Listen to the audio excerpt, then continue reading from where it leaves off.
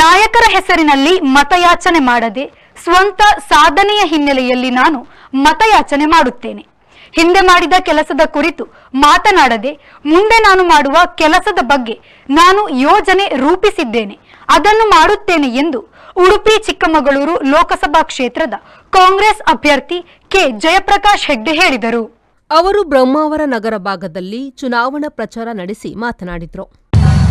5 ಗ್ಯಾರಂಟಿಗಳನ್ನು ಕೊಟ್ಟರು. ಒಂದು, ಅವರಿಗೆಲ್ಲ 10 ಕೆಜಿ ಅಕ್ಕಿ ಇದ್ದದನ್ನ 5 ಕೆಜಿ ಇದ್ದದನ್ನ 10 ಕೆಜಿ ಮಾಡಿದ್ರು. 5 ಕೆಜಿ ಕೊಡ್ಲಿಕ್ಕಾಗದಿದ್ದಕ್ಕೆ ಹಣವನ್ನು ಅವರ ಖಾತೆಗೆ ಜಮಾ ಮಾಡಿದ್ರು. ಮತ್ತೆ ಇದನ್ನು ನಿಮ್ಮ ವಿದ್ಯುತ್ ಶಕ್ತಿ ಬಿಲ್ಲು ಸಾಧಾರಣ 200 ಯೂನಿಟ್ ಉಚಿತ ಆಯ್ತು. ಬಸ್ಸು, ಸರ್ಕಾರಿ ಬಸ್ ಇದರಲ್ಲೆಲ್ಲ ಓಡಾಡಲಿಕ್ಕೆ ಮಹಿಳೆಯರಿಗೆ ಉಚಿತ. ಅದರೊಟ್ಟಿಗೆ ಮಹಿಳೆಯರಿಗೆ 2,000 ರೂಪಾಯಿ ಪ್ರತಿ ತಿಂಗಳು ಗೃಹಲಕ್ಷ್ಮಿ ಯೋಜನೆ ಅವರ ಖಾತೆಗೆ ಹೋಗುವಂಥದ್ದು. ವಿದ್ಯಾರ್ಥಿಗಳಿಗೆ ನಿರುದ್ಯೋಗ ಒಂದು ಕೆಲಸ ಸಿಕ್ಕದೇ ಇದ್ರೆ ಅವರಿಗೆ ಯುವ ನಿಧಿಯನ್ನ 3,000 ರೂಪಾಯಿ ಡಿಗ್ರಿ, ಒಂದು ಡಿಪ್ಲೊಮಾದವರಿಗೆ 1,000 ರೂಪಾಯಿ ಕೊಡುವುದಂತ. ಈ ವಿಷಯಗಳನ್ನ ಮನೆ ಮನೆಗೆ ಹೋಗಿ ತಾವು ಕೂತು ಸ್ವಲ್ಪ ಮನ್ನತ್ ಮಾಡುವ ಕೆಲಸ ಮಾಡಬೇಕಾಗ್ತದೆ. ಕೇವಲ ಹೋಗಿ ಮನೆ ಬಾಗಿಲಲ್ಲಿ ಹೋಗಿ ಹ್ಯಾಂಡ್ ಬಿಲ್ ಅನ್ನು ಕೊಟ್ಟು ಬರುವಂತ ಕೆಲಸವನ್ನು ಮಾಡಬೇಕು. ಅದರೊಟ್ಟಿಗೆ ನಾನು ಇಲ್ಲಿಯ ಸಮಸ್ಯೆಗಳನ್ನು ಹೇಳ್ತೇನೆ.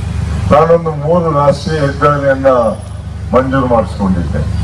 ಇನ್ನೊಂದು ಸಾಧ್ಯವಾದರೆ ಇನ್ನೊಂದು ಸಾರ್ವಜನಿಕ ಸಭೆಯನ್ನು ಮಾಡಬೇಕು ಅಂತ ಇದ್ದೇನೆ. ಅಷ್ಟರೊಳಗೆ ನೀವು ಮನೆ ಮನೆಗೆ ಭೇಟಿಯನ್ನು ಕೊಟ್ಟು ಮತದಾರರಿಗೆ ಸ್ವಲ್ಪ ಮನದಟ್ಟು ಮಾಡುವ ಹಾಗೆ ಈ ಒಂದು ವಿಷಯಗಳನ್ನು ತಿಳಿಸ್ಬೇಕು.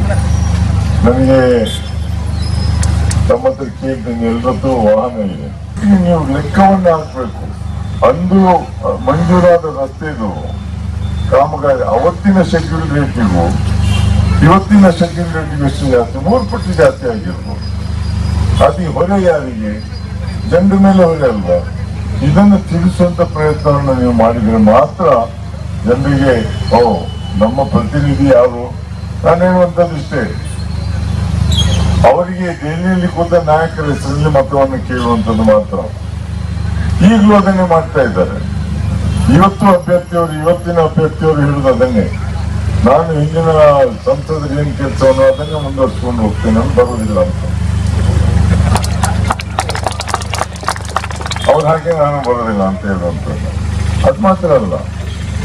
ಈ ಸಂದರ್ಭ ಕಾಂಗ್ರೆಸ್ ಪಕ್ಷದ ಪ್ರಮುಖರಾದ B Bhujangashetty, Prasad Raj Kanchan, Veronica Cornelio, Myrmadi Sudhakara Shetty, Harish Kini, Dinakara Heruru ಇನ್ನಿತರರೊಂದಿಗೆ ಮತಯಾಚನೆ ಮಾಡಿದರು. Bureau report V4 news Brahmavar.